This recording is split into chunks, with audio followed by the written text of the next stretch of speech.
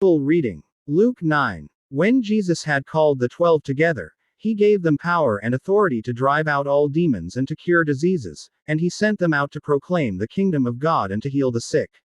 He told them, "Take nothing for the journey, no staff, no bag, no bread, no money, no extra shirt. Whatever house you enter, stay there until you leave that town.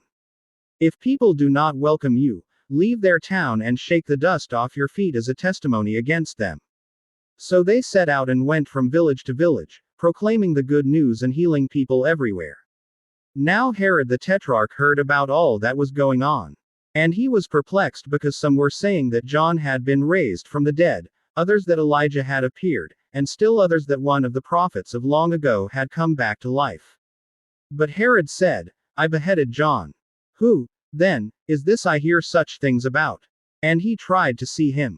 When the apostles returned, they reported to Jesus what they had done. Then he took them with him and they withdrew by themselves to a town called Bethsaida, but the crowds learned about it and followed him.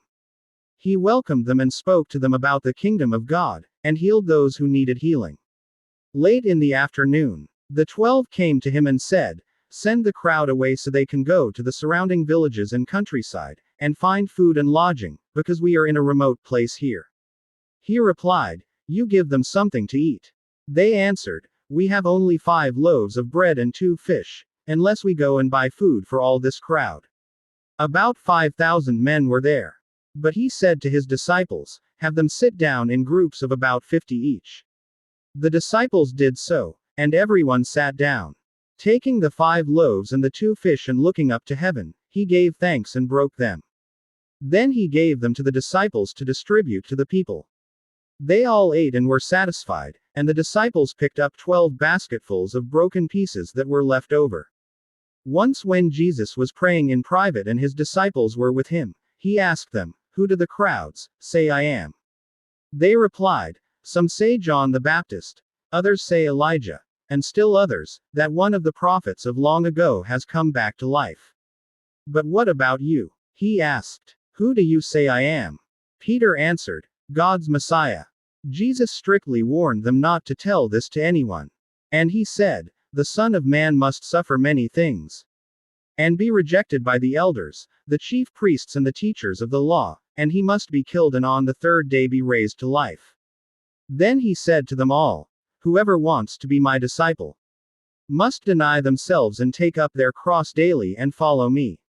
For whoever wants to save their life will lose it, but whoever loses their life for me will save it. What good is it for someone to gain the whole world, and yet lose or forfeit their very self? Whoever is ashamed of me and my words, the Son of Man will be ashamed of them when he comes in his glory and in the glory of the Father and of the holy angels. Truly I tell you, some who are standing here will not taste death before they see the kingdom of God." About 8 days after Jesus said this, he took Peter, John and James with him and went up onto a mountain to pray. As he was praying, the appearance of his face changed, and his clothes became as bright as a flash of lightning. 2 men, Moses and Elijah, appeared in glorious splendor, talking with Jesus. They spoke about his departure, which he was about to bring to fulfillment at Jerusalem. Peter and his companions were very sleepy, but when they became fully awake, they saw his glory and the 2 men standing with him. As the men were leaving Jesus, Peter said to him, "Master, it is good for us to be here. Let us put up 3 shelters, one for you, one for Moses and one for Elijah." He did not know what he was saying. While he was speaking, a cloud appeared and covered them, and they were afraid as they entered the cloud. A voice came from the cloud, saying, "This is my Son, whom I have chosen, listen to him." When the voice had spoken, they found that Jesus was alone. The disciples kept this to themselves and did not tell anyone at that time what they had seen. The next day, when they came down from the mountain, a large crowd met him.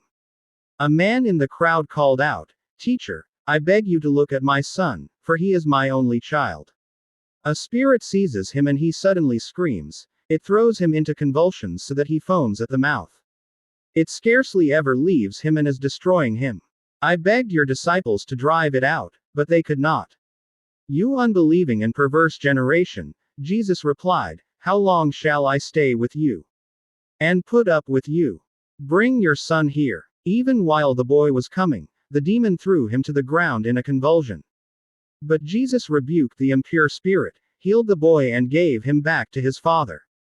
And they were all amazed at the greatness of God. While everyone was marveling at all that Jesus did, he said to his disciples, "Listen carefully to what I am about to tell you. The Son of Man is going to be delivered into the hands of men." But they did not understand what this meant. It was hidden from them, so that they did not grasp it, and they were afraid to ask him about it. An argument started among the disciples as to which of them would be the greatest. Jesus, knowing their thoughts, took a little child and had him stand beside him. Then he said to them, "Whoever welcomes this little child in my name welcomes me, and whoever welcomes me welcomes the one who sent me.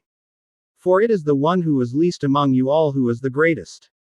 "Master," said John, "we saw someone driving out demons in your name and we tried to stop him, because he is not one of us."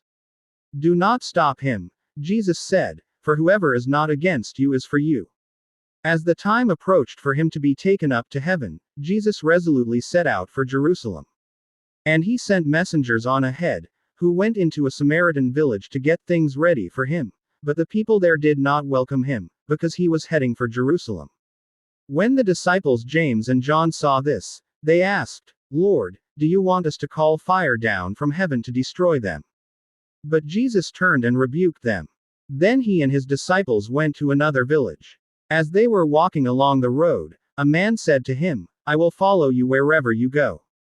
Jesus replied, "Foxes have dens and birds have nests, but the Son of Man has no place to lay his head."